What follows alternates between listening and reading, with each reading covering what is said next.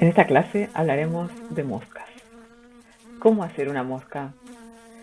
Utilizaremos como modelo a Drosophila melanogaster para la comprensión de cómo funciona el desarrollo del eje corporal antero-posterior desde el punto de vista genético. Gracias en parte a los estudios de Thomas Morgan, durante la primera década del siglo XX, Drosophila se convierte en el organismo multicelular de genética mejor conocida. Esto tiene que ver con el grupo de investigación bastante particular que lo estudió y que colaboró muchísimo con otros investigadores, pero también tiene que ver con características propias del organismo. Aquí tienen un patrón corporal de la larva y de la mosca adulta, y veremos entonces que Drosophila es fácil de criar, es resistente, es prolífica, es tolerante a condiciones adversas, tiene un pequeño tamaño y también su genoma es pequeño y un bajo número de cromosomas que además en algunas fases larvarias tienen características politénicas que las hacen muy fáciles de identificar. Las técnicas para la cría y identificación de mutantes son fáciles, relativamente fáciles de aprender, y se desarrolla el organismo rápidamente con patrones reconocibles, que además son comparables con los embriones de vertebrados. Aquí tenemos la comparación, por ejemplo, de la similitud con un embrión de vertebrado. Entonces, la mezcla de muchas técnicas desarrolladas en genética más una buena actitud de investigación hace que, a pesar de que desde el punto de vista embriológico la mosca no es un gran organismo para trabajar, con el advenimiento de la biología molecular se lograron descifrar muchísimos procesos genéticos del desarrollo en Drosophila. Veamos entonces el ciclo de vida de Drosophila melanogaster. El huevo fertilizado después del clivaje, que forma un blastema sincicial, y la gastrulación, formando un embrión segmentado que eclosiona como una larva de alimentación que pasa a través de dos mudas y eventualmente forma una pupa que se metamorfosea en una mosca adulta. Esta fotografía muestra un escaneo electrónico de microscopio electrónico de huevos de Drosophila antes de la fertilización arriba, señalando el micrópilo, que es el lugar donde entra el esperma, en el extremo anterior del huevo. Los filamentos dorsales son estructuras extraembrionarias. Y aquí tenemos una larva y tenemos una pupa, y esta es la escala de tamaño. Durante su desarrollo temprano, el embrión permanece esencialmente como un sinsitio, con solamente núcleos dentro de una única célula en un citoplasma común. Después de la fertilización y fusión de los espermatozoide y óvulo, el núcleo del cigoto sufre una serie de divisiones rápidas, mitóticas, cada 9 minutos aproximadamente, pero que no están separadas por citoquinesis, generando entonces ese sincicio. Después de la 9ª división, los núcleos se empiezan a mover hacia la periferia del embrión, formando el blastodermo sincicial. Aproximadamente 15 células polares que darán lugar a las células germinales forman un grupo separado en el extremo posterior del embrión. Poco después, las membranas crecen desde la superficie para encerrar los núcleos y formar células, y el blastodermo se vuelve verdaderamente celular. Esto corresponde a la mitosis número 13. El blastodermo sincicial es equivalente a la etapa blástula o blastodermo de otros animales. Cada núcleo dentro del blastodermo sincicial está contenido dentro de su propio pequeño territorio de proteínas y citoesqueleto. Sin embargo, dado que no hay membranas, incluso las moléculas grandes como las proteínas pueden difundir y fusionarse entre núcleos durante estas primeras horas de desarrollo. Aquí vemos entonces micrografías de láser confocal de embriones con la cromatina teñida señalando a los núcleos que muestran el clivaje inicialmente en toda la célula y luego la migración, el movimiento de los núcleos hacia la periferia. Aquí vemos ya la estructura de las células polares y aquí finalmente la celularización formando el blastodermo celular. Corresponde cada número a cada número de división mitótica. Empieza en el 11, pero a partir del 13, de la división 13, se puede decir que comienza realmente la expresión cigótica. Hasta ahora no hay expresión génica en todas estas primeras divisiones. Recién se restablece en la 13, la división cigótica comienza, Y eso es lo que se conoce como la transición de la blástula media.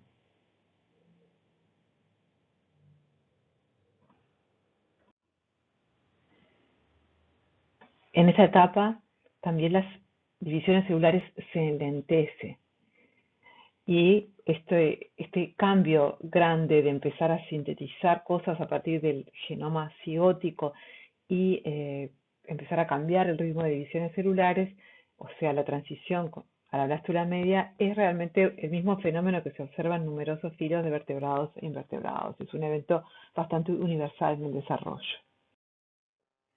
Los patrones del embrión de Drosophila son los mismos para los estadios larvarios y adultos.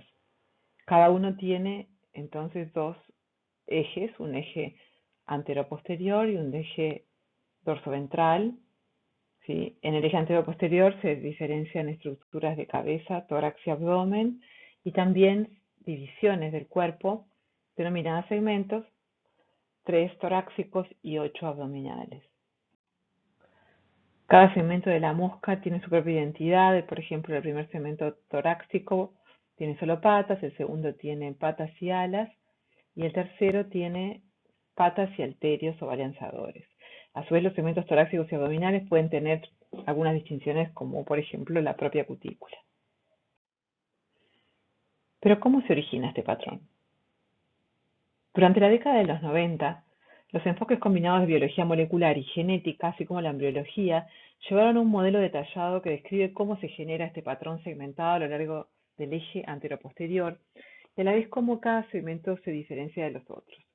Dado lo bien descrito que está este modelo y las similitudes que tiene con el desarrollo y la generación de este eje en todos los organismos, es que decidimos que esta clase se centre en Drosophila melanogaster. El plan de desarrollo comienza en el ovocito.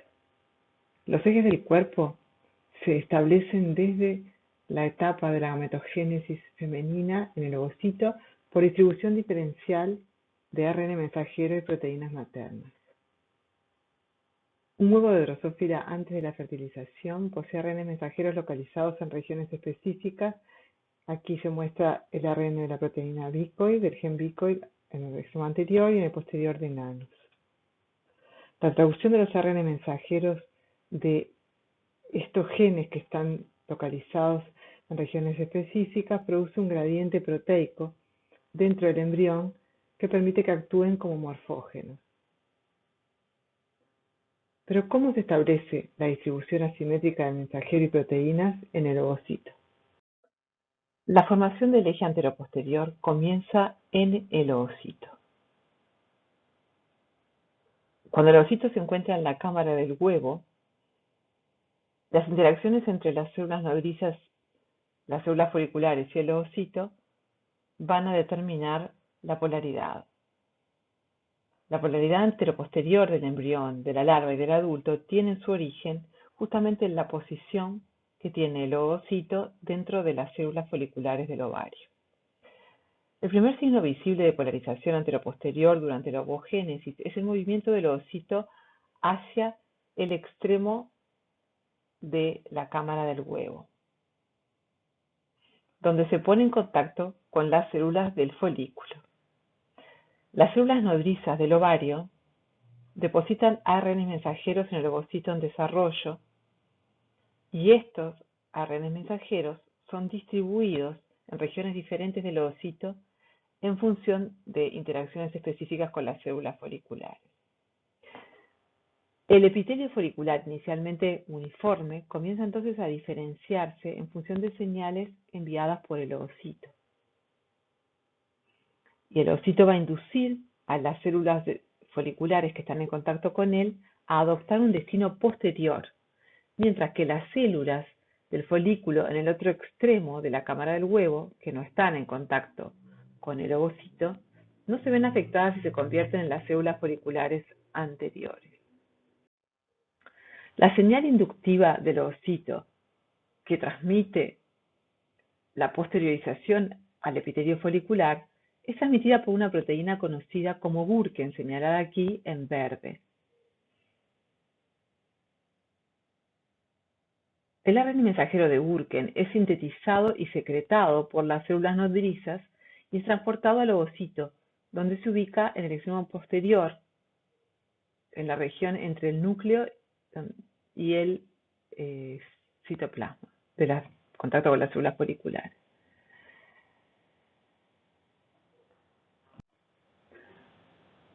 Burken se une a la proteína receptora en la membrana plasmática de las células foliculares posteriores, aquí en marrón, que se conoce como la proteína torpedo codificada por un gen torpedo, que es un receptor de tipo tirosina quinasa transmembrana que reconoce específicamente a Burken. Esta señal da como resultado la posteriorización de las células foliculares, es decir, que aquí en este proceso la proteína Burken del ovocito le dice a las células foliculares, entre comillas, que pueden diferenciarse como células foliculares posteriores a través del mensaje Burken, siendo las células foliculares capaces entonces de expresar el receptor torpedo. Este es un resumen de lo que acabamos de hablar. Y hemos visto que esta parte del proceso depende enteramente de interacciones entre el ovocito y las células foliculares.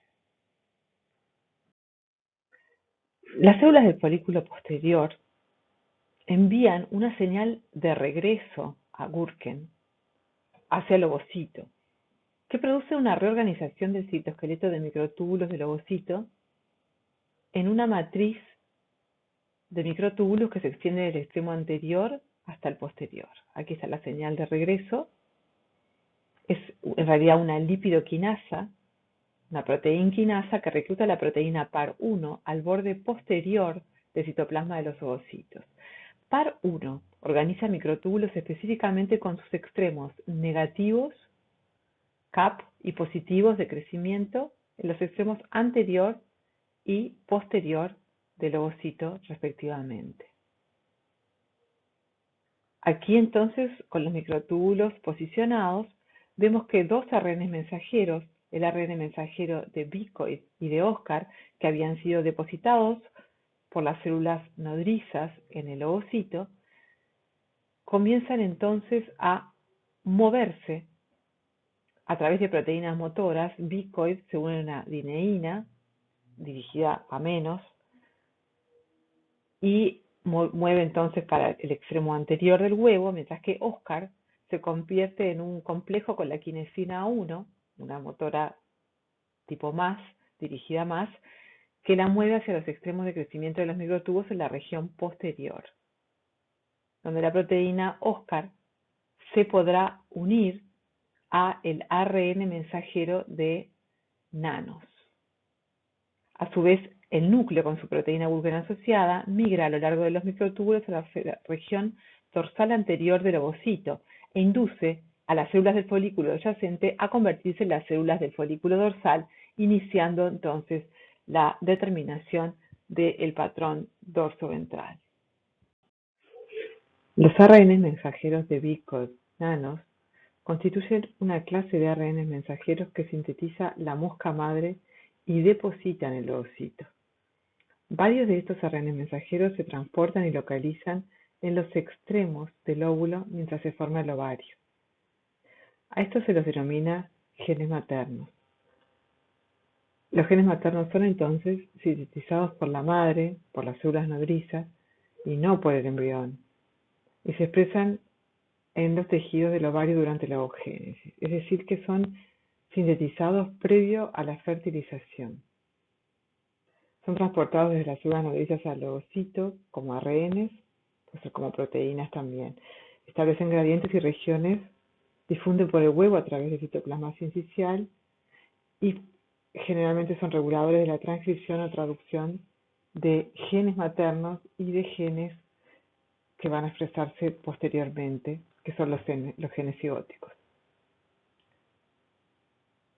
La expresión secuencial de diferentes grupos de genes establece el plan corporal a lo largo del eje anteroposterior. Comenzamos entonces por la expresión de los genes maternos, como Bicoid, a la que continúa la expresión de genes que se denominan cigóticos, que son los necesarios durante el desarrollo del embrión que continúa más adelante en la expresión materna. Como lo dice su nombre, los genes cigóticos se expresan a partir de los núcleos del cigoto mismo, es decir, a partir del genoma del embrión, en una cascada de respuesta a los genes maternos. Y son de varios tipos, como vamos a ver más adelante. La especificación anterior comienza entonces por la acción de genes maternos. Experimentos de embriología clásica demuestran que hay al menos dos centros organizadores en el huevo del insecto, uno en el extremo anterior y otro en el extremo posterior, que emiten gradientes de morfógenos para la cabeza y para la cola respectivamente. El estudio genético posterior descubre el conjunto de genes que codifican para estos morfógenos y que un grupo pertenece a la parte también anterior, otro a la posterior y otro a lo que son las regiones terminales de ambos extremos del embrión, que se llaman acron y telson. Es así que se identificaron los ARN mensajeros para la proteína bicoid y para la proteína nanos como los centros de señalización anterior y posterior que inician la formación del eje anteroposterior. Comencemos por bicoid. Si observamos entonces la localización de bicoid inmediatamente a la fertilización del huevo, vemos que su ARN mensajero se ubica en la zona anterior, en esta región marcada en azul, y su proteína en estas regiones marcadas en color crema y más oscuro adelante. La primera imagen del ARN mensajero se consigue por un experimento de hibridación in totu utilizando una sonda de cDNA complementaria a una parte de la secuencia de gen bicoid que hibrida con el ARN mensajero donde está expresado el transcripto del gen bicoid.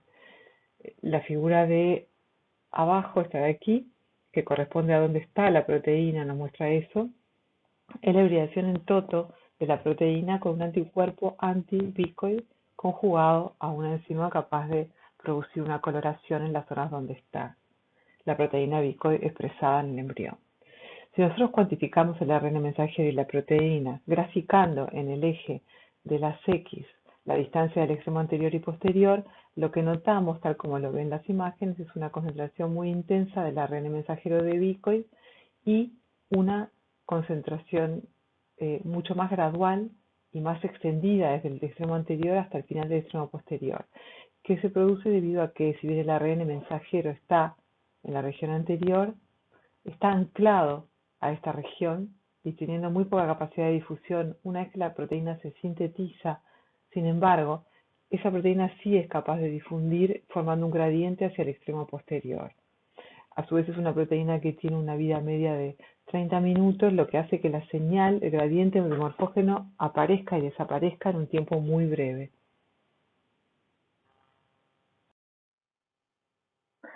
¿Qué ocurre entonces cuando una hembra es deficiente en el gen bicoid? En el desarrollo normal para moscas salvajes, lo que ocurre va a ser entonces la estructuración de acron, cabeza, tórax, abdomen y telson en estas regiones.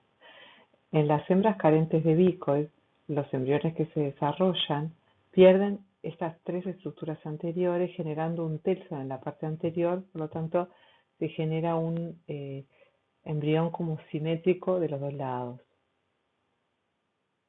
Si eso lo vemos en una imagen de un embrión real, este es el embrión salvaje. Aquí tenemos bien diferenciada la estructura anterior de la acron y cabeza del telson, que presenta lo que son las placas anales. Y cuando nosotros, este embrión surge de una madre sin bicoid, lo que vemos entonces es las placas anales en la parte anterior, la pérdida de varios segmentos y la ampliación de la zona abdominal. Esto nos indica que el gen bicoid codifica para un morfógeno responsable de las estructuras de la cabeza. Bien. Cuando los embriones que carecen de bicoid se les inyecta bicoid, veamos lo que ocurre. Aquí tenemos entonces estos dos embriones, estos dos experimentos, son embriones sin bicoid que se les inyecta en la parte anterior, tal cual lo que sería su expresión natural, y esa expresión hace que entonces los embriones recuperen la regionalización de la cabeza y las regiones anteriores, como si fuera un embrión normal. Se recupera por completo el fenotipo normal. Cuando la inyección se realiza en el medio del embrión, lo que ocurre es que la región de inyección se regionaliza una zona cefálica que a ambos lados además determina una regionalización torácica y incluso un tercio en lo que era la parte anterior, de modo que esto es una mutación que produce un embrión con un cambio en las regiones del eje antero-posterior. Si a un embrión normal que expresa normalmente desde su madre bicoid en la región anterior se le inyecta además bicoid en la región posterior, lo que se va a producir es un embrión de dos cabezas que tiene además regiones de acrons en los extremos, cabeza y tórax, y un pequeño abdomen. Esto confirma entonces la observación de los experimentos previos de que el gen bicoid es capaz de inducir la regionalización del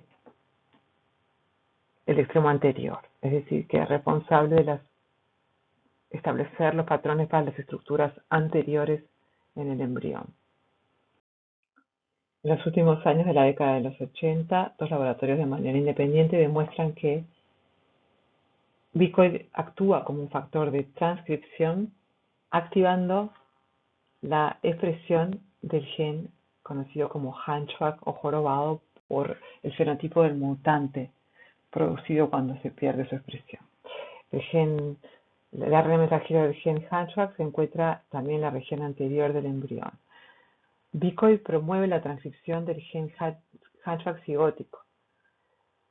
Hay ARN mensajero materno también en el embrión distribuido homogéneamente previo a la fertilización, pero la acción de bicoid es sobre la transcripción cigótica.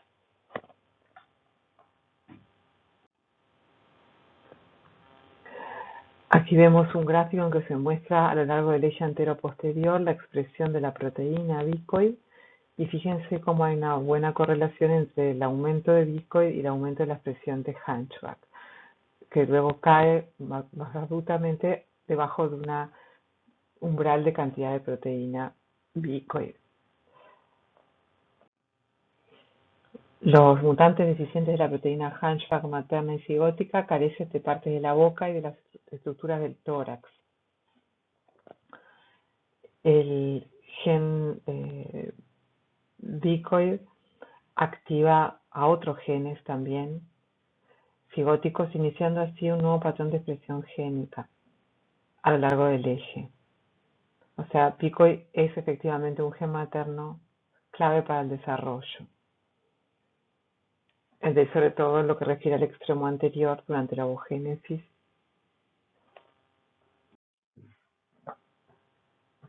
¿Cómo se especifica ahora el extremo posterior? Bien, ya vimos que uno de los principales actores es el gen nanos. Es verdad que el patrón posterior está controlado por los gradientes de proteínas nanos y caudal. En realidad está especificado por la acción de muchos genes, igual que el anterior. Al menos en este caso son 9 genes del grupo posterior.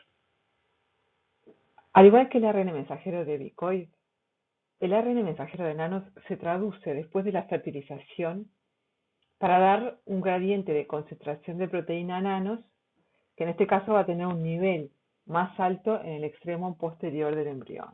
Algo de esto ya vimos, aquí tenemos en la oogénesis intermedia, ya tenemos entonces en el oocito la presencia de la proteína Stauffen y Oscar a nivel posterior.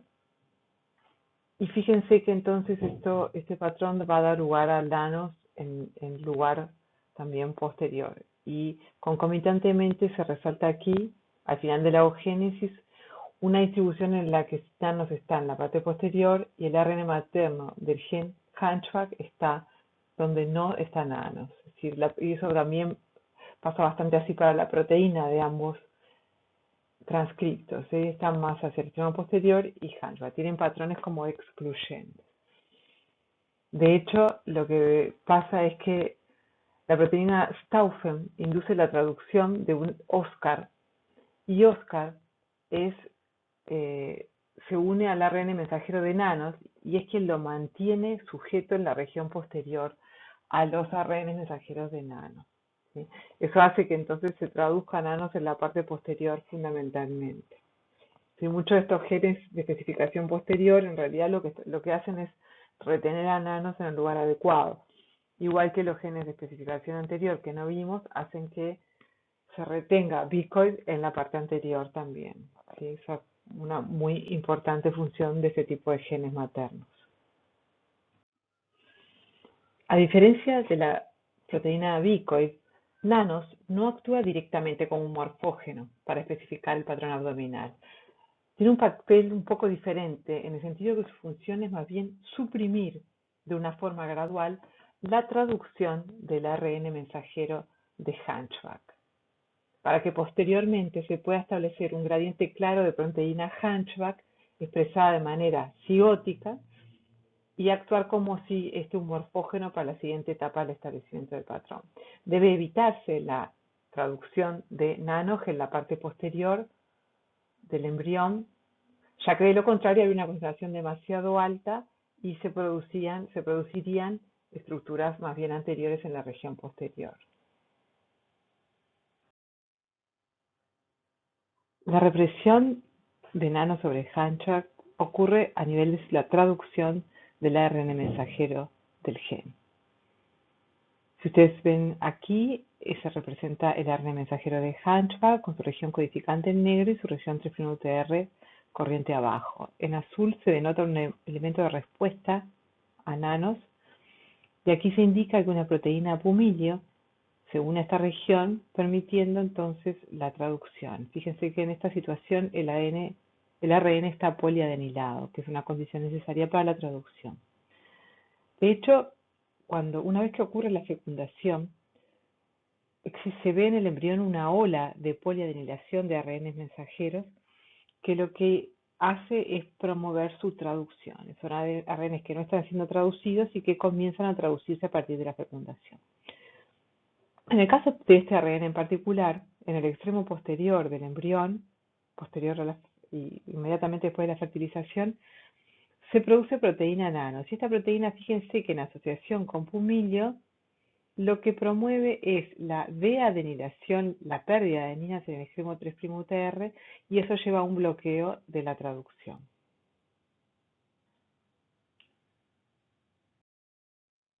A diferencia de la proteína bicoide, sin embargo, la proteína nanos no actúa directamente como un morfógeno para especificar el patrón abdominal.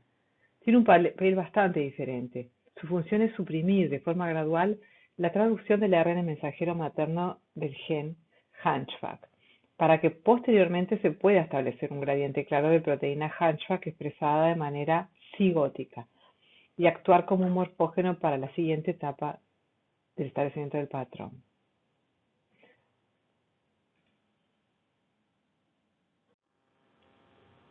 Así como las mutaciones en el gen bicoid producen larvas en las cuales las regiones de la cabeza y el tórax no se desarrollan normalmente, las mutaciones de los genes del grupo posterior, como nano, producen larvas en las cuales el desarrollo abdominal es lo anormal.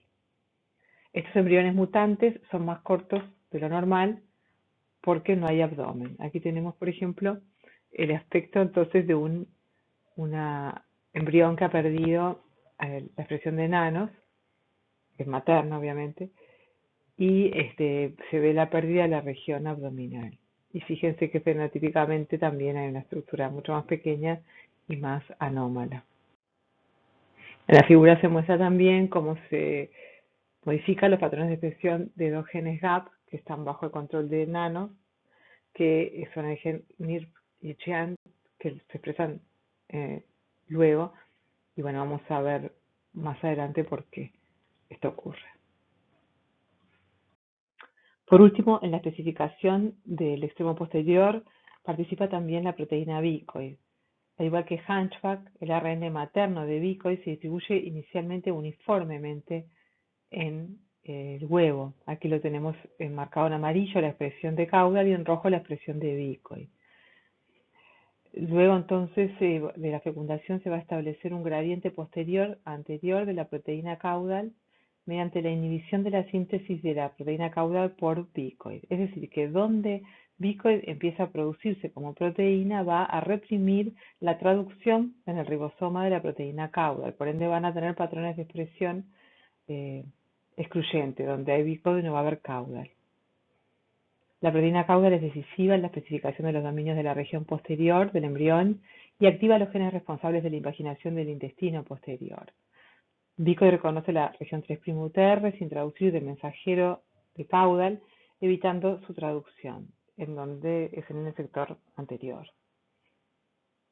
Las mutaciones en el gen caudal provocan un desarrollo anormal de los segmentos abdominales.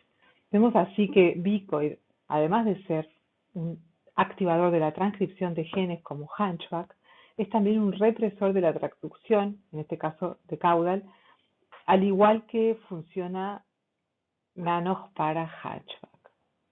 En la mitad posterior del embrión, el gradiente de caudal también activa una serie de genes cigóticos, incluidos los genes que vimos NIRPS y Giant. En esta tabla se presentan los grupos de genes que establecen el eje anteroposterior, la polaridad anteroposterior de drosófila. Fíjense que están clasificados como el grupo anterior, el grupo posterior y el grupo terminal, del cual no hablamos, pero pueden leerlo en los libros recomendados. ¿Sí? Vimos además algunos de los ejemplos, pero sepan que, como ya dijimos, hay bastantes más y se han determinado a partir de la identificación de mutantes y después, posteriormente, de la determinación de su función molecular, a nivel molecular. Creo que en este momento prácticamente saben cómo hacer el eje anteroposterior de una mosca. A modo de resumen, digamos entonces que al finalizar la ovogénesis, el mensaje de bicoid se ancla en la parte anterior, el extremo anterior del ovocito, y el mensaje de nanos se ubica en el extremo posterior. Estos dos ARN mensajeros están inactivos hasta la ovulación y la fertilización, momento en el cual se traducen. Aquí tenemos entonces a Hunchback y a caudal distribuidos en forma homogénea en este momento en el ovocito. Dado de que los productos proteicos de nanos y de bicoid no están unidos al citoesqueleto, una vez que se traducen después de la fertilización, se difunden desde los extremos hacia las regiones intermedias en un gradiente decreciente hacia el extremo opuesto. Esto va a hacer que los ARNs mensajeros maternos de Hunchback y de caudal, que son críticos para modelar el extremo anterior y posterior del plan corporal respectivamente, disminuyan su traducción. Hunchback reprimido por nanos y caudal reprimido por bicoid. Entonces, el resultado es que tenemos 4 gradientes distintos, uno de bicoid, otro de Hunchback, otro de nanos y otro de caudal. Estos dos posterior-anterior y estos anterior-posterior. Si esto vemos en un diagrama de interacciones, podemos decir entonces que el ARN mensajero de bicoid, con el trabajo conjunto con unas cuantas proteínas maternas más, generan a la proteína bicoid localizada en el extremo anterior, en un gradiente hacia abajo. Esta proteína reprime la traducción de caudal. Y lo mismo ocurre para nanos, también en ayuda de otros genes maternos, para que nanos pueda reprimir a Hunchback. Ese sería entonces el modelo de generación del extremo anterior posterior por genes maternos en el embrión de Drosophila. En la clase previa vimos que hace la mosca madre por el desarrollo del eje anteroposterior de su hijo. Veamos ahora qué es lo que el cigoto aporta a su propio desarrollo.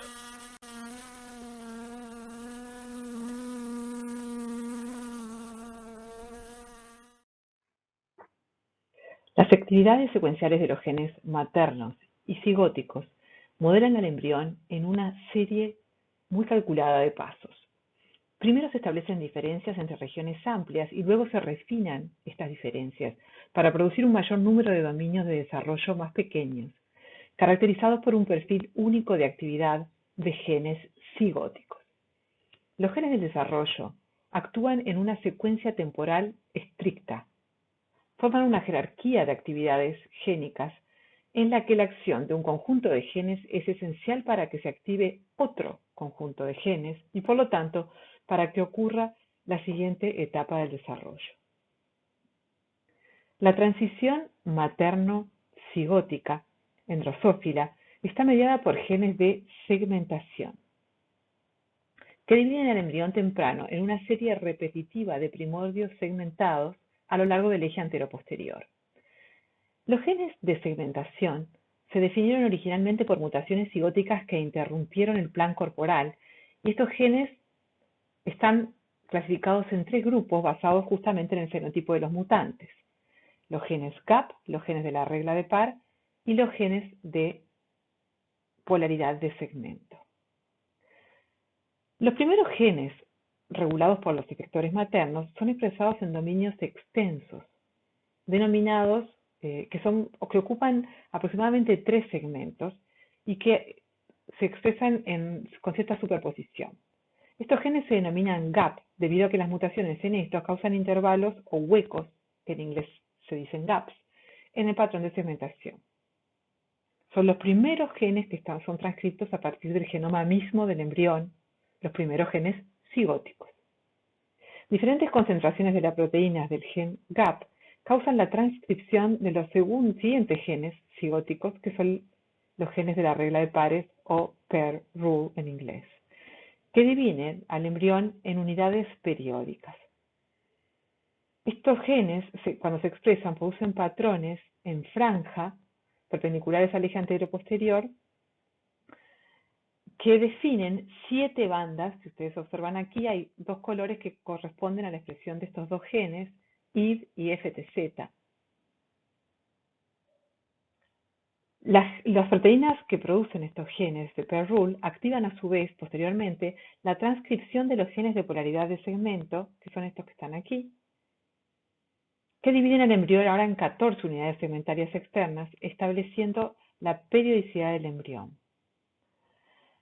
Luego de los genes de segmentación, la acción conjunta de estos genes va a producir ahora la expresión de genes selectores homeóticos que pertenecen a otra clase, que también se conocen como genes homeóticos, cuya transcripción determina la identidad de desarrollo de cada segmento.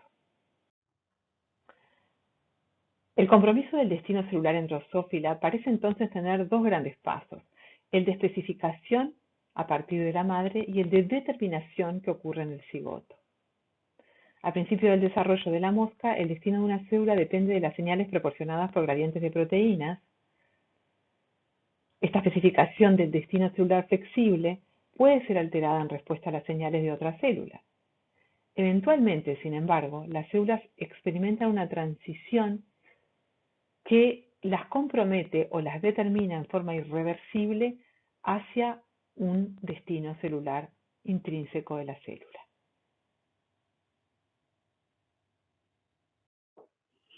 En esta tabla vemos los principales genes que afectan el patrón de segmentación en Drosófila. Fíjense que se colocan aquí las categorías distintas que hablamos y los nombres de los genes, algunos de los cuales vamos a ver un poco más en detalle. A la derecha, ustedes tienen un ejemplo de un gen perteneciente a cada uno de los 3 tipos que mencionamos, en el cual se ve cuál es su patrón de expresión en azul en el embrión normal y tempranamente y más tarde, ¿sí?, donde se expresa la proteína que codifica este gen, y donde se ve en la larva normal, cuál es el área de acción correspondiente a la larva normal. Cuando nosotros disrumpimos este gen en un mutante, lo que obtenemos es una larva mucho más pequeña que ha perdido toda la región donde se expresa este gen. Esto es un gen de los genes GAP que se expresan en una amplia región en el eje antero-posterior. Los genes de pair rule o regla de pares, fíjense que como vimos se expresan en bandas, alrededor de 7 bandas en el eje antero-posterior, ¿sí? Y aquí tenemos cómo se expresa más tarde y en la larva normal más adelante. El mutante tiene una pérdida de un segmento intercalado de cada dos. Esos son los de las reglas de pares. Por último, los mutantes en genes de polaridad de segmento, como en Grail, en el ejemplo, se expresan en 14 bandas distintas, como vimos. Aquí lo vemos entonces en el embrión más tardío y en la larva. Y el mutante lo que muestra son defectos de tipo de lesiones, duplicaciones, inversiones de polaridad en cada segmento. Comencemos entonces por los genes GAP, que son los primeros genes en expresarse en el cigoto y son genes de segmentación. Aquí tenemos entonces una imagen donde se ve la localización de dos genes GAP en bandas amplias con un solapamiento en el medio. Los genes GAP son mayormente factores de transcripción que se van a activar o reprimir en respuesta a los genes maternos y que luego van a regular la expresión del siguiente grupo de genes que son los de la regla de pares. Los genes GAP se expresan en uno o dos dominios amplios a lo largo del eje antero-posterior. Estos patrones de expresión se correlacionan bastante bien, como dijimos, con las mutaciones en estos genes. El gradiente de Hunchback es particularmente importante para establecer los patrones iniciales de expresión génica de los genes GAP. Los patrones de estos de transcripción anterior se inician por las diferentes concentraciones de proteínas Hunchback y Bicoid. Altos niveles de ambas proteínas inducen la expresión de Giant, mientras que la transcripción de Kruppel aparece en la región donde Hunchback comienza a declinar. A su vez, altos niveles de Hunchback, en ausencia de Bicoid, también impiden la transcripción de los genes GAP posteriores, Giant y NIRPS, en la región anterior del embrión. Se cree que un gradiente de la proteína caudal, que es alto en el extremo posterior, es responsable de activar los genes GAP abdominales, Giant y NIRPS, en la parte posterior del embrión.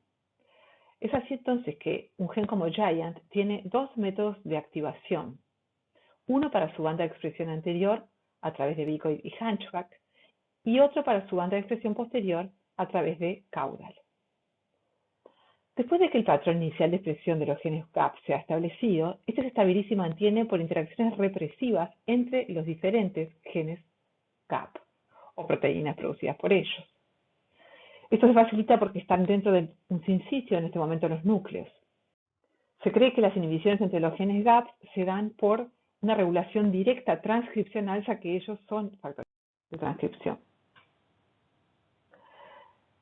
Aquí vemos un esquema en el que se pueden ver con más tiempo y más detalle los diferentes tipos de interacciones de los que hablamos, aquí en flechas las positivas y en barritas las negativas entre los genes maternos y los genes cigóticos.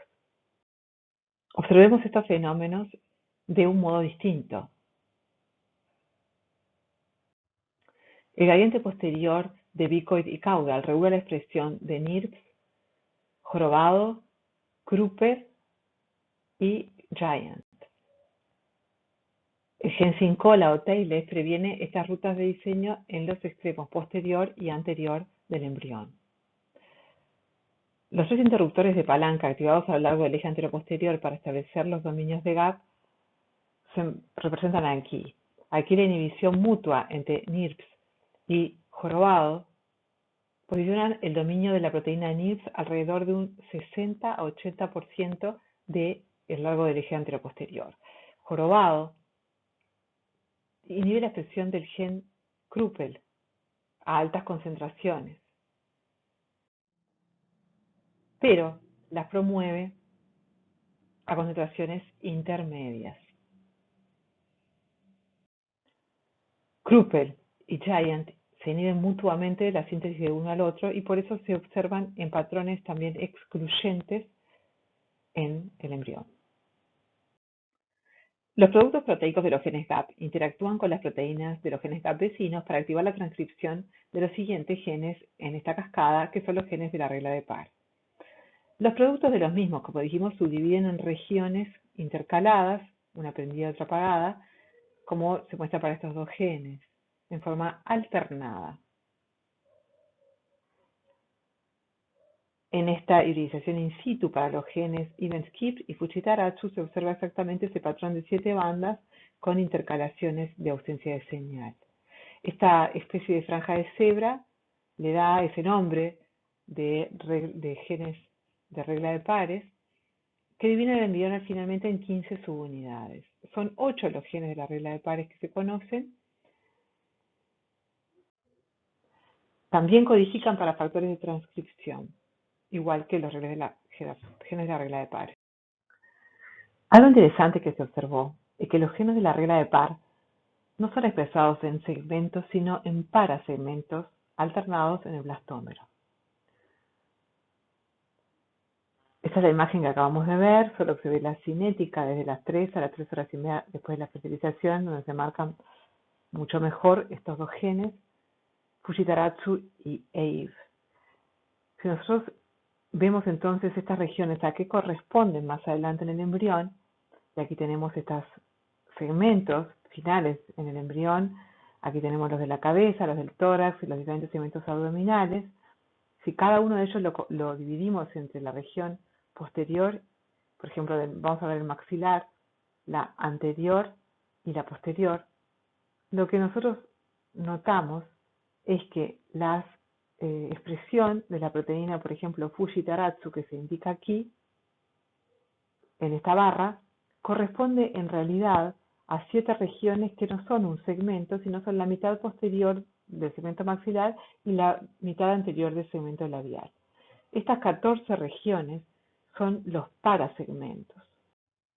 A pesar de que los segmentos son las principales divisiones anatómicas del plan corporal de la larva y el adulto, ellos están construidos a partir de los parasegmentos, que son en realidad las unidades básicas de construcción del desarrollo. ¿Cómo se establece la expresión de los genes de la regla de Parr? Utilicemos el ejemplo del gen Ib-Skip.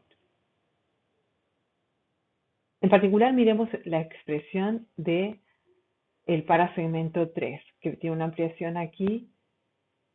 Y si ustedes observan, donde hay un pico de expresión de Ib-Skip, ocurre por un lado que hay una expresión alta de Hunchback y cierta expresión de Bicoid que nos hace ver que estos genes probablemente son activadores, de hecho son activadores de la expresión en este segmento de Ib-Skip. Mientras es claro también que cuando comienza a ver Giant, en la expresión anterior de la banda de Giant, la expresión disminuye, no casualmente, porque Giant es represor, al igual que Kruppel es un represor de la expresión de Ib-Skip. La activación de un gen de la regla de Parr, entonces, en un parasegmento, depende del efecto combinado de diferentes activadores y represores. Pero ustedes estarán pensando, pero si esto es así, y sabemos que Ib-Skip también se expresa en la parasegmento 1, 5, etc., esto no puede ser cierto. O esto no es la regla universal. Y esa es la respuesta. Cada banda de un gen de la regla de Parr es especificada independientemente por combinaciones, concentraciones diferentes de los factores de transcripción GAP. Si observamos ahora el promotor del gen Ib-Skip, lo que se ha descubierto es que es activado, tiene lugares para la activación por Bicod y por Hunchback, y también tiene secuencias para la represión por los genes GAP, Kruppel y Giant. Es evidente que debe tener otras regiones de control que no están dibujadas aquí, que van a hacer posible que Ib-Skip se exprese también en los otros 6 parasegmentos. Las regiones reguladoras con varios módulos, cada uno de ellos involucrados en la regulación de una banda específica. Tal como lo anticipamos, En el promotor del gen IB-SCIPT existen enhancers diferentes para cada una de las bandas o stripes en inglés. Si realizamos un ensayo de genes reporteros donde se coloca el enhancer que tiene para la banda 1 y 5 del promotor delante del gen de la beta-galactosidasa y esta construcción se introduce por inyección en ovocitos de la mosca, cuando los embriones son teñidos para ver la presencia de la proteína IB-SCIPT endógena en naranja y la proteína codificada, la beta-galactosidasa codificada por el gen LAC-Z en color azul oscuro. Lo que observamos es que si se clona solamente el enhancer para el stripe 1 o la banda 1, la tinción se ubica en la 1, que si se coloca solo el de la 5, se produce la banda 5, y cuando se colocan juntos en la construcción, se tiñen las dos bandas, se expresa la construcción en ambos. Si este mismo experimento se realiza ahora en un embrión deficiente en el gen Giant, lo que se observa es un engrosamiento muy grande de la banda 5 por la pérdida de lo que sería el borde posterior de la banda que está ausente. Es decir, que Giant en esta banda evidentemente está reprimiendo la expansión de la expresión a nivel posterior. Este experimento entonces refuerza el hecho de que cada banda del gen de la regla de pares es regulada de un modo diferente. Finalmente, llegamos a los genes de polaridad de segmento. Les aclaro que esto no está bien. Estos se llaman genes de polaridad y no de segmentación, como lo dice aquí. Estos genes son responsables del mantenimiento de ciertas estructuras repetidas dentro de cada segmento. Las mutaciones en los genes de polaridad de segmento hacen que una porción de cada segmento sea eliminada y sea reemplazada por una estructura en espejo de otra porción del segmento. Otra cosa fundamental de recordar aquí es que estamos hablando ahora de un embrión celularizado. Por lo tanto, aquí las señales de polaridad de segmento ya son señales que deben ser transmitidas de una célula a otra, requieren entonces de una interacción entre células. Los genes de polaridad de segmento llevan a cabo dos tareas importantes. En primer lugar, refuerzan la periodicidad parasegmentaria que fue establecida previamente. En segundo lugar, a través de esta señalización célula-célula, establecen los destinos celulares dentro de cada parasegmento. Los genes de polaridad de segmento formarán entonces 14 bandas.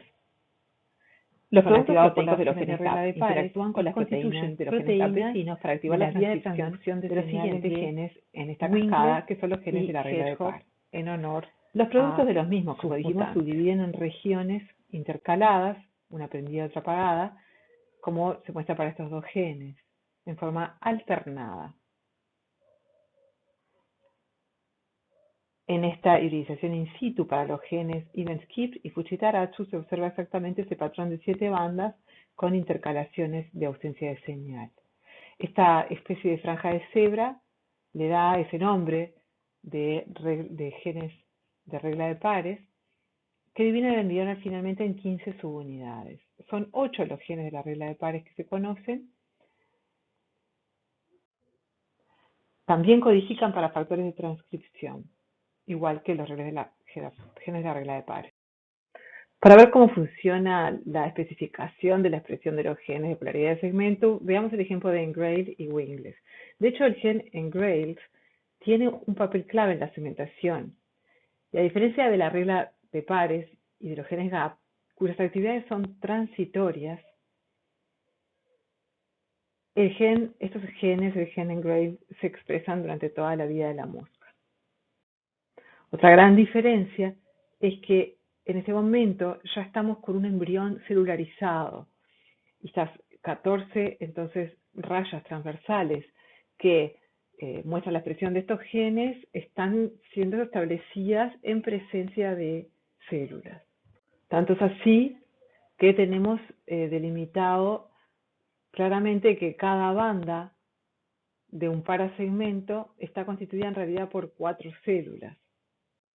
Y solo una línea de células en el margen anterior de cada segmento va a expresar engrave.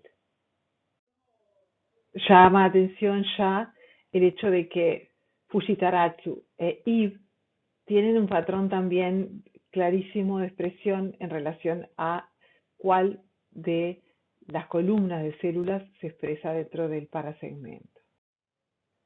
Como venimos diciendo, otra vez más, la expresión de engrave va a depender del patrón de expresión previa de los genes de la regla de pares, Fujitaratsu y Eve. Entonces, veamos en el embrión las diferentes regiones, y aquí, este es un esquema con un color distinto, pero representa las 4 células iguales que vimos aquí en cada parasegmento, ¿sí? En este esquema, la concentración de Eve y de Fujitaratsu, como se ve acá, no es del todo correcta en el sentido que esto debería estar bajando, ¿sí? Para ser más como la realidad. Pero bueno, el esquema trata de mostrar de que en esta región hay más concentración y en esta desaparece, en esta línea de células, la concentración de ambos.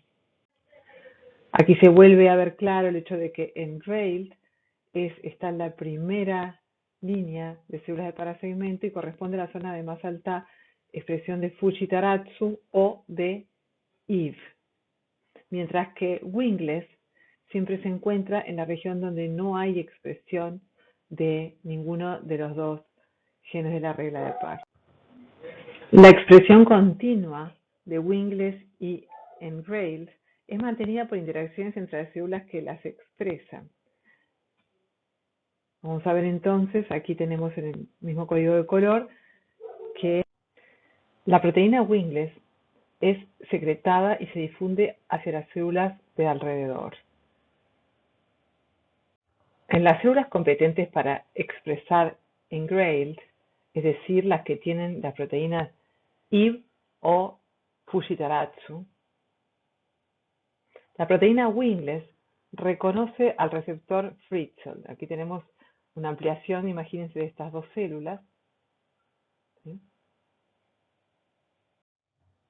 Esta activación permite la activación del gen engrailed mediante la vía de transducción de la señal de Wnt, armadillos beta-catenina, y así entonces la proteína engrailed es capaz luego de activar la transcripción del gen hedgehog.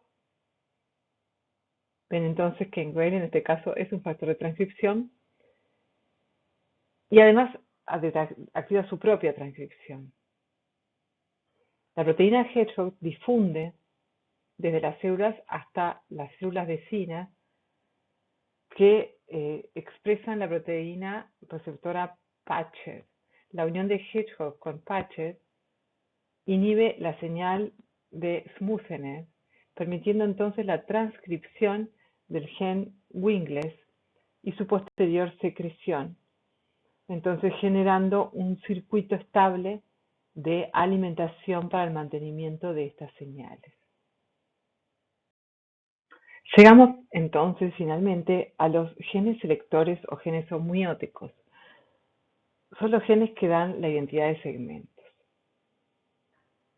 Esto es un grupo diferente a los genes de segmentación, que tienen características bastante específicas. Entonces, luego de que los límites segmentarios fueron establecidos por los genes de polaridad de segmento y los anteriores, ahora lo que cabe es establecer las estructuras que caracterizan o dan identidad a cada segmento. El dominio inicial de expresión de un gen homeótico está influido por los genes GAP y los genes de la regla de par. Por ejemplo, la expresión de los genes abdominal A y B está reprimida por las proteínas de Hunchback y Kruppel. Y esa inhibición hace que estos genes que especifican abdomen sean expresados en la cabeza y en el tórax. A su vez, los límites de la expresión de los genes homeóticos también son reducidos bastante rápidamente por los que definen parasegmentos como Fujitaratsu y Even-Skip.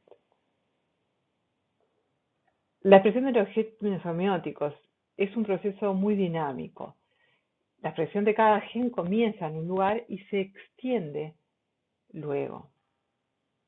A su vez, al igual que para los genes anteriores, funciona la regla de que un gen homeótico es regulado negativamente por otros genes homeóticos.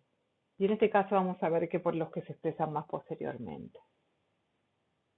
Los genes Hox son los genes evolutivamente conservados que dan identidad a diferentes regiones de todos los organismos. Entonces, fíjense que pollo y ratón son muy similares estructuralmente y también en la expresión de estos genes. Aquí tenemos entonces el adulto de Drosophila y la larva tardía, y lo que vemos es en colores en el ADN dos regiones del cromosoma 3 de Drosophila que contienen a los genes homeóticos. Uno de estos complejos se llama el complejo antena-pie, antena-pie, que especifica los segmentos de la cabeza y del tórax. El otro complejo se llama bitórax y es requerido para la identidad del tercer segmento torácico y los genes que son responsables de las unidades identitarias abdominales. Esta imagen muestra mejor cómo en el blastodermo del embrión de Drosophila la expresión de los genes Hox nombrados aquí de cada uno de los dos complejos está bien circunscripta a segmentos específicos. Aquí tenemos los nombres de los genes que integran cada uno de los complejos y, como se nota claramente, son descripciones de los fenotipos observados por los moscas que son deficitarias en la producción de estas proteínas. Una de las características llamativas de los genes Hox es que su ordenamiento en el cromosoma es igual al' de su expresión a lo largo de los segmentos en el eje antero-posterior. El extremo 3' del cromosoma está orientado hacia los genes anteriores y el 5' a los posteriores, manteniendo la orden o la colinearidad en la expresión. Otra cosa que define también a los genes Hox es su alto nivel de conservación. Si ustedes se fijan, en Drosophila tenemos estos dos clústeres que están en el mismo cromosoma. Eso es lo que se ve en invertebrados. En la medida que avanza la evolución aparecen más clústeres de genes Hox, en este caso 4 en el ratón, que también mantienen la colinearidad. Lo que pasa es que en los organismos cada vez más complejos se incrementa la complejidad, el número de genes y las posibilidades de regulación que tienen. El nombre de estos genes homeóticos es genes Hox. Y aquí el nombre deriva del hecho de que los mutantes para estas proteínas tienen lo que se llaman fenotipos homeóticos, que implican el reemplazamiento de la identidad de una región por la de otra completamente diferente. Las secuencias de ADN que son reconocidas por estos factores de transcripción, son los genes Hox, las proteínas de los genes Hox, se llama la caja homeocaja o homeobox, que está aquí, es el sitio conservado de unión a la región de las proteínas Hox que tienen el dominio conservado conocido como homeodominio. Aquí tenemos entonces una hélice vuelta a hélice, un dominio de ese tipo, que puede leer el ADN a nivel del surco mayor, reconociendo secuencias específicas. Cuando se muta los genes Hox y se pierde el reconocimiento de una región específica, se transforma la identidad de un segmento en otro. ¿Cómo se establece entonces los límites de expresión de los genes Hox? Si nosotros miramos en los parasegmentos del embrión de Drosophila tardío, la expresión de los genes Hox, vemos que si bien se expresan cada vez más posteriormente, desde la parte anterior hasta la parte posterior, existen regiones donde hay solapamiento y algunos genes tienen grandes regiones de solapamiento a nivel del ARN mensajero transcrito. Cuando miramos el nivel de proteína en el mismo momento del desarrollo de cada uno de estos genes, vemos que ahora sí, fíjense, entre estos dos genes se delimitó mucho mejor la expresión dejándose lugares prácticamente sin solapamiento ninguno. Entonces esto implica que la regulación del límite es una regulación compleja que va a involucrar no solo la síntesis de ARN mensajero, sino un gran control a nivel post-transcripcional. Independientemente de los mecanismos que consiguen este control, el límite anterior se fija como una combinación específica de los genes GAP y de la regla de Parr, que en algunos casos también de los genes maternos, que definen el límite anterior. Por ejemplo, el gen abdominal A no puede expresarse en la región anterior porque es reprimido por Hunchback. ¿Sí? El límite posterior es delimitado más que nada por las propias proteínas Hox, que se regulan negativamente entre ellas. Y como son factores de transcripción, como vamos a ver, actúan fuertemente a nivel de la inhibición de la transcripción. Cada gen Hox tiene regiones reguladoras, enhancer, para otros genes Hox que podrán ser entonces reconocidas en el ADN para regular, para inhibir la transcripción. La regla es que los genes que se expresan en la región posterior inhiben la transcripción de los genes Hox más anteriores. A diferencia de los genes GAP, el patrón de expresión de los genes Hox, una vez que está establecido, se mantiene, y eso ocurre gracias a la expresión de las proteínas represoras Polycomb que fijan el estado de la cromatina. Si recuerdan, tenemos entonces genes Hox, los que no se tienen que expresar en la región, nada, van a estar entonces asociados a histonas modificadas, también a ADN modificado por metilación, y eso va a convocar también al sistema de represión de Polycomb 2. ¿Sí? Y cada vez que se replique la célula, el estado cromatínico, como ya vimos, va a transmitirse a las hebras hijas. Y ese estado cromatínico a este nivel logra generar una estructura cromatínica compacta que no es activa transcripcionalmente, fijándose esto para el resto del desarrollo. Hora de divertirse. Los mutantes de los genes Hox expresan una región errónea a la que deberían expresar. Eso es lo que se llama la transformación homeótica. Vean entonces una mosca que tiene 2 pares de alas en vez de 1, o una mosca que tiene patas en vez de antenas. Observemos entonces lo que ocurre con este mutante que se llama ultra bitórax, ¿no? Por 2 tórax. Este mutante se reconoce y se descubre que lo que tiene es una pérdida homocigota de un gen homeótico, el gen ultrabitórax. Si nosotros miramos el orden de los genes homeóticos de la mosca en el clúster, ultrabitórax se ubica en el tercer lugar, detrás de Antenapidia. Ultrabitórax normalmente se expresa en el segmento torácico 3.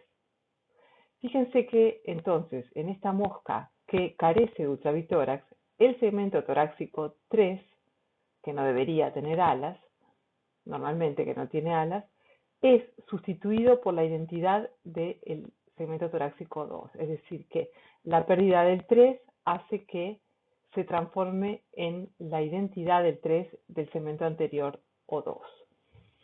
O sea, la pérdida de función transforma un segmento posterior siempre en un anterior, en el caso de los genes homeóticos. Y esto es coherente con lo que acabamos de ver, de que el límite de la expresión posterior de un gen homeótico lo establece el gen homeótico que se expresa en la región inmediatamente posterior. Estas transformaciones entonces se pueden también interpretar como una ganancia de función, pero en realidad no es una ganancia de función, sino es la pérdida de un freno al desarrollo de una identidad distinta. En este caso, este es el gen Antenapidia que tiene patas en las antenas, y el gen que produce este mutante, Antenapidia, si ustedes observan, en el adulto se expresa en el segmento torácico 2, Al perderse este segmento, lo que ocurre en este caso es que aparece la identidad de un segmento anterior, no es el inmediato, sino el segmento cefálico, que tiene la identidad de una antena. No sé si saben cómo hacer una mosca, pero sí sé que saben bastante de cómo se establece el eje antero-posterior en este universo. Existen muchísimos genes conocidos que involucran el desarrollo. Podríamos hablar también del desarrollo del eje dorsoventral, el cual se encuentra generalmente en el capítulo del libro dedicado a Drosófila, pero los patrones, la racionalidad, el tipo de proteínas involucradas es muy similar. Por lo tanto, esta clase es suficiente para manejar todo este tipo de conceptos. Esa va a ser la diapositiva más sencilla de biografía que mostremos en este curso. Todos los libros de desarrollo y de genética tienen un capítulo dedicado a Drosophila melanogaster y a su desarrollo. En el libro de Gilbert y Barresi es el capítulo 9, en Woppert es el capítulo 5.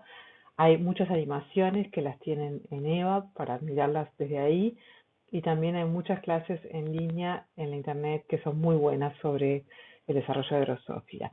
Por último, quisiera decirles que también pueden utilizar este link para ir a una de las grandes investigadoras que descubrió mucho de lo que vimos aquí, que es Christiane Nusslein-Volhard, quien estuvo con nosotros hace un par de años en el Congreso Internacional de Genética que ocurrió en las Cataratas de Iguazú, y que aún trabaja en un nuevo tema, que es todo lo que es el desarrollo de la pigmentación en peces. Es un ejemplo de una mujer que trabajó desde muy joven mucho, en una época que trabajar era difícil para las mujeres en estas áreas. Espero que hayan disfrutado la clase. Nos vemos.